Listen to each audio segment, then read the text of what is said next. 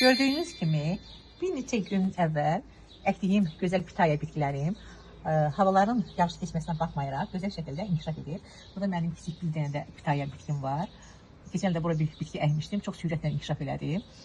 Bugün yenə bir sağlam, kökləri çox sağlam, özümün böyütdüyüm, qış dövründə evdə yetişdirdiyim bir gözəl bitkimi əkmək istəyirəm.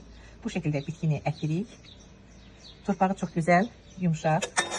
Öz hazırladığım bəsinlərdən də istifadə edirəm. Torpağı gördüyünüz kimi yumuşaq. Həm qum var burada, həm çay qarışığı, yumurta qabıqlarının xırda doğranmış hissəsi. Və mən bu bitkimi bu şəkildə bağlayıram. Hamısını bağlayacağım hələlik. Sonra isə böyüdükcə bunları ayrı-ayrı dirəklərə bağlayacağım.